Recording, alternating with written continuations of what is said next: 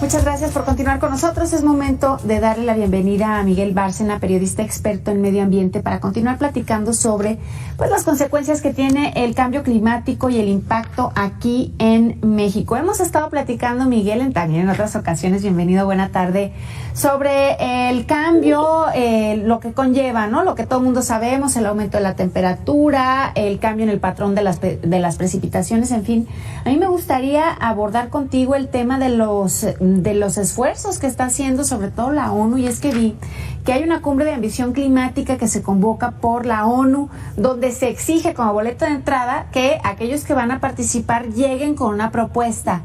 Y digamos que en la práctica y como pues a manera de imaginar y de aportar ideas, me parece muy prudente, pero creo que ya la realidad nos habla de algo bien distinto. Ustedes, los expertos, ¿cómo lo ven? Pues mira, desafortunadamente, Alejandra, las llamadas de Naciones Unidas, del panel intergubernamental de cambio climático, o incluso de científicos que han hecho manifestaciones públicas en las calles, casi literalmente llorando, pidiéndole a los gobiernos y a las empresas que hagan algo, pues se han vuelto como las llamadas a misa, porque realmente no han tenido el efecto ni el impacto que uno quisiera. Si nos remontamos a la cumbre de París, que fue en el 2015, ya pasaron 8 años, los países, entre ellos México, fue uno de los primeros en ratificar el Acuerdo de París, pero desafortunadamente, por un lado han pesado más los intereses económicos de las grandes empresas petroleras que siguen pateando el bote y siguen promoviendo y siguen invirtiendo en explorar y en explotar hidrocarburos. Un caso lo tenemos muy cerca aquí en México. Y por otro lado, también la falta de interés de algunos gobiernos de incrementar las ambiciones en sus digamos, proyectos para reducir la generación de gases de efecto invernadero. México es uno de ellos. Mira, tan solo el último año, de acuerdo a organismos de la Unión Europea, México incrementó en más de 7% su generación de gases de efecto invernadero. Y eso que México es uno de los países más vulnerables a los impactos del cambio climático, precisamente por su ubicación geográfica. ¿Quiénes sí están haciendo? Bueno, pues los países europeos, sobre todo los Países Bajos, porque ellos están enfrentando el problema cada vez mayor del incremento del nivel del agua, lo que sucede en Bélgica, en Holanda, en Luxemburgo. Estados Unidos lo está resintiendo ya desde hace tiempo en las costas de Florida, de Nueva Orleans. Y bueno, estos países han hecho esfuerzos por reducir las inversiones y sobre todo descarbonizar sus economías, pero la mayoría no lo hace porque mientras no inviertan lo suficiente en generación de energías limpias y renovables, siguen dependiendo del petróleo, del gas, del carbón y del combustorio. Entonces, mucho me temo que este nuevo llamado de Naciones Unidas pues va a seguir sin tener el impacto o el acompañamiento necesario.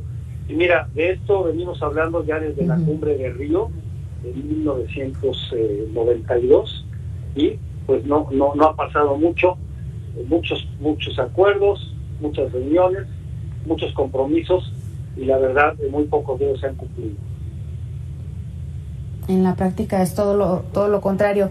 Por ahí hay datos que muestran que si nos ponemos las pilas como región, América Latina, podríamos ser potencia para convertirnos en líder mundial en energías renovables. ¿Es así? Porque yo a México lo veo muy distante de eso.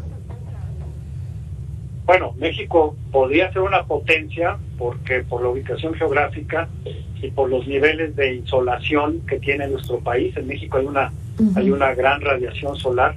México, si el presidente y la política energética actual fuera en crear una empresa que se llamara Solmex e ir reduciendo a Pemex, a la cual es un barril sin fondo, y le damos dinero de los contribuyentes a través de los impuestos, y sigue sin ser productiva, ha reducido su deuda muy poco. Si todo eso lo estuviéramos invirtiendo en lugar de en una refinería que cuando refine pues va a utilizar la mayoría del petróleo que producimos para gasolinas que se vendan en México, y se supone que vamos a dejar de vender petróleo crudo al extranjero. Entonces no va a ser un negocio porque no vamos a vender hacia afuera, no vamos a ganar dólares, se va a subsidiar la gasolina y va a ser un negocio pésimo. Pero en México no están pensando en energías renovables, salvo en el discurso, para quedar un poco mejor con Estados Unidos, pero en el fondo no lo están haciendo, y México podría ser una gran potencia. Inglaterra, por ejemplo, el Reino Unido, que no tienen los niveles de radiación que tiene México, ya desde hace varios años generan más de la mitad de su energía con fuentes limpias. Los países nórdicos no solo son autosuficientes prácticamente en energías limpias, sino que las exportan al resto de los países europeos. Pero mientras aquí continúa esta política, pues simplemente estamos desaprovechando el sol, estamos desaprovechando el viento, estamos desaprovechando la geotermia por las fobias y las filias del presidente López Obrador, porque él piensa que la soberanía energética tiene que ver únicamente con los hidrocarburos, y la matriz energética de México en los últimos años, a raíz de que empezó este gobierno, se ha reducido considerablemente de cómo venía creciendo la participación de energías limpias y renovables en la generación de energía en nuestro país. Oye, Miguel, pero estamos hablando como de lo que está sucediendo en esta administración.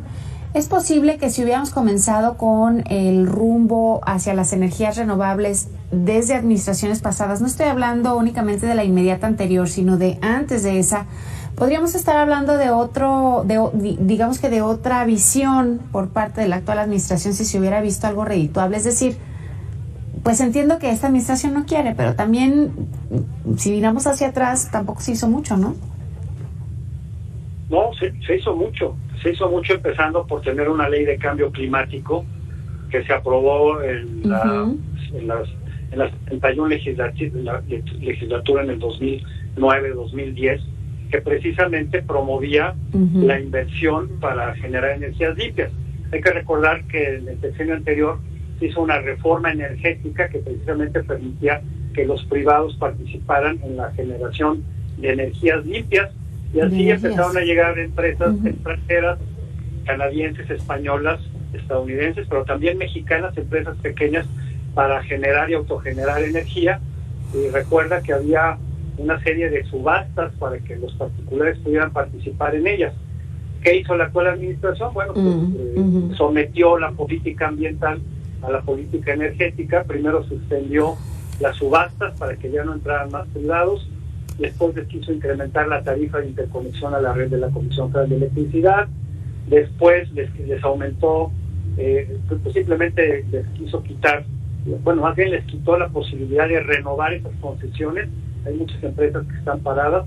Sí. En otros casos, empresas que ya habían cumplido con todo, pues simplemente no han recibido los permisos de la Secretaría de Energía para generar energía, y los excedentes vendérselos baratos a la Comisión Federal para que ella los revenda. Y bueno, pues precisamente por eso trataron de cambiar la ley, quisieron hacer una reforma eléctrica constitucional, no les alcanzaron los votos, hicieron una ley secundaria, una ley de energía, que todavía se discute si va a ser constitucional o no. Es decir, este gobierno hizo todo lo posible para reducir la inversión y la participación de los privados. Ahora, si me dijeras, el gobierno está invirtiendo lo suficiente, a la gente no le interesa si la energía limpia la producen los privados o el gobierno. Les interesa que haya energía limpia. Pero este gobierno ha invertido muy poco en generación de energías limpias. Entonces, hemos ido hacia atrás, y después de que venimos creciendo a partir del 2009, 2010, en los últimos años, eso empezó a reducir. Sí, si se le hubiera dado seguimiento, estaríamos platicando de otro panorama totalmente distinto. Miguel, muchas gracias por haberme dado tu punto de vista sobre este tema esta tarde. Espero platicar contigo más adelante.